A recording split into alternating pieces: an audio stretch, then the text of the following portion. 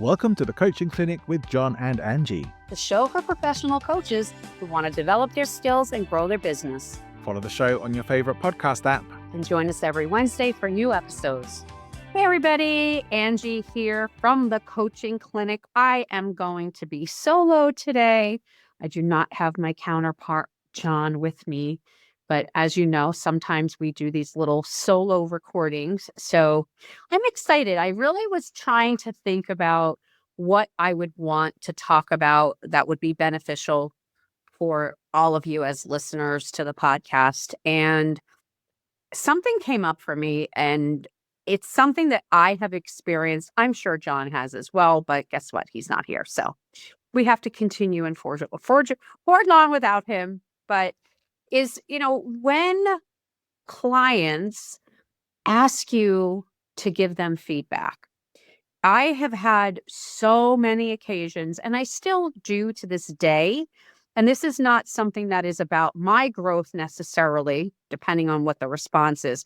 But I feel like it is now and probably will always be a challenge that I face as a coach. And that is to what level or degree a client is asking for feedback. So, baseline foundation, of course, I always provide notes to the client. I encourage them to take their own notes, because when you're working for a long period of time, I don't care if it's 12 sessions or 15 or 3 years, the information just starts to accumulate and compound, and sometimes the small things are forgotten. And I always like to have a reference point for my clients for them to go back to and review their journey.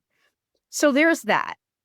But I say to them, I'm providing notes, but those notes are not meant to take the place of your own, because what I value or I observe in a session is not necessarily what they're going to value or observe in a session. So it's really, their own observations. They have that to reference, and then they have my reference. But so that to me is just baseline 101, what you should be doing, I think, as a coach to add value to the work that you're doing. I'd love to hear if you don't agree with that, by the way. If there's anybody out there that does not at all provide notes, how is that going for you? How do you utilize, if you don't keep any notes, do you keep notes and not send notes, or do you not keep notes and not send notes? I'd be curious. So get back to me on that. Angie at angiespeaks.com. So love to hear from you. But anyway, but also too, so here's the thing. So many times, and again, still to this day, I have had clients come back and say to me, well, what are your thoughts on something? What do you think of that? Can you give me feedback? Did I say something wrong? And the thing that I am always super cautious about is creating a relationship where the client becomes reliant on my validation of whatever situation that they're in. It's not healthy. They should not. And if they are looking for it, how do you dissuade them? How do you redirect them away from that? Because what I think doesn't really matter, right? So that doesn't mean, by the way, that does not mean that I don't give them feedback, right? I might share a perspective, or there may be times where I might ask, like, hey, might I share an alternative perspective to that thought? And again, being very careful not to interject or even give them the answers and go, oh, see, yeah, Angie, Coach Angie, she knows, she gets it. I really respect her. Therefore, she's my new moral or my new compass. No, that is to me a very dangerous place to be with a client, because you're not really helping them learn anything, right? Self-evaluation is, I think, very important throughout the entire process. So, okay, so what do you do about that?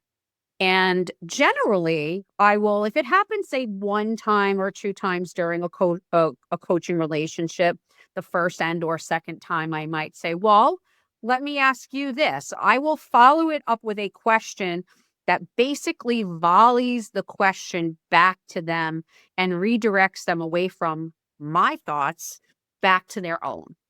However, this is what I'm really talking about. It's the habitual person that's looking for validation, that's looking for somebody to give them the stamp of approval on something or just approval in general. Very cautious of that.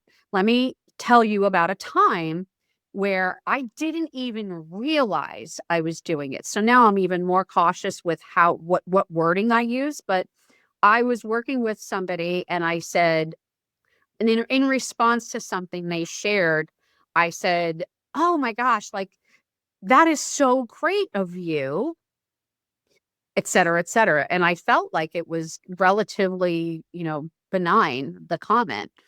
And when I asked, which I always do at the end of a session, for value, what did you value? What worked? What didn't work? And again, not because I need the accolades, I need to know what's resonating with the client. But anyway, and the person said to me, "You know what? When you told me that this was great, I felt judged." And I honestly, it was like somebody splashed cold water on me. I thought, "What? Judged?" Because I didn't mean it as a judgment. Because why? Because my perspective on judgment was negative, right? That negative judging is just negative. It's usually bad feedback or a negative feedback. But that person was right. Even though what the feedback was positive, it was still being received by them as a judgment of you were a good person or a good boy or a good girl or so if I didn't do it great, does that mean that I'm bad in some way? So even though it was layers deep, it was very enlightening for me to have a better perspective of this person's reception of words and how I use them, what I say. You know, I don't ever want to say to a client, "I'm so proud of you for that." Ooh, right? That just sounds very like parental in some way or authoritative in some way.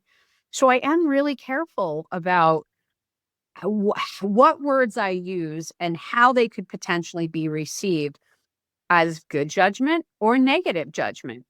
But back to the original, if somebody is asking me, "Well, what are your thoughts?" Or, "Oh, Angie, why did you make that face?" Or like the feedback that I give isn't always verbal. Sometimes if I'm doing a Zoom call, right, a session that is done on Zoom, and my facial expression changes in some way, that also can be received as a judgment or you don't approve. These are actual things that I've had people say to me. And I feel like it's the coach, it's my responsibility to take that person the bigger issue, right? The bigger issue is that they're looking for me to validate and guide them and tell them how they should feel. And I do feel like as a coach, it's my responsibility to as best I can, help them navigate out of that.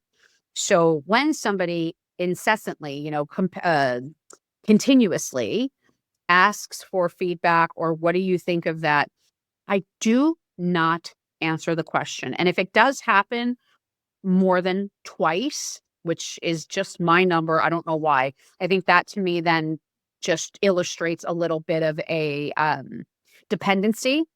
So I don't want that.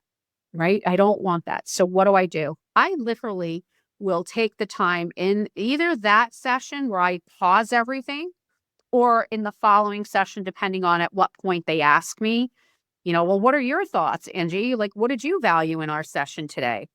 I've had people say that to me. "What did you value?" And I will overarching theme that answer.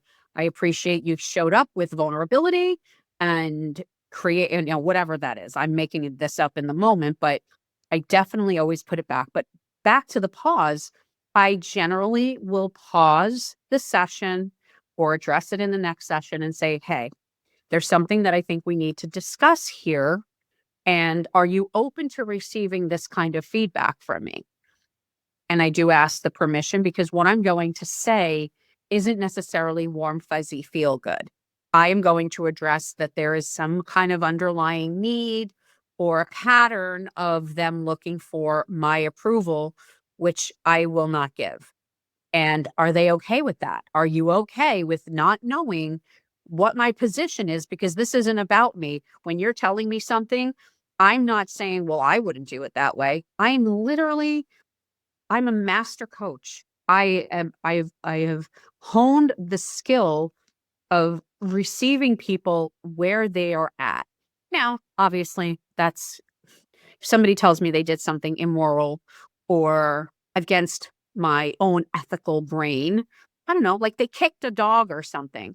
Yeah, I'm probably going to have some feelings about that. But in terms of personal growth and development, I'm not their mama. It's not my job to tell them what is or isn't the right way to look at things. It's to encourage them to trust themselves so that they don't need any external validations. I am so curious to hear how you receive this, how you treat this, even in your daily life, not even just as a coach or a potential coach. And did you hear something today that resonated with you? I am looking for that feedback. We've been getting more and more of it. So keep it coming. We're loving it. And I think John will be back next week. So we'll talk to you soon. Bye for now. Do you have a question for the coaching clinic? Reach out on LinkedIn to connect with Angie and John. Leave us a voicemail or video message and we will feature you on the show. You can also leave up to 90-second voicemail for free on www.speakpipe.com/the Coaching Clinic podcast. We'd love to hear from you. See you next time. Bye for now.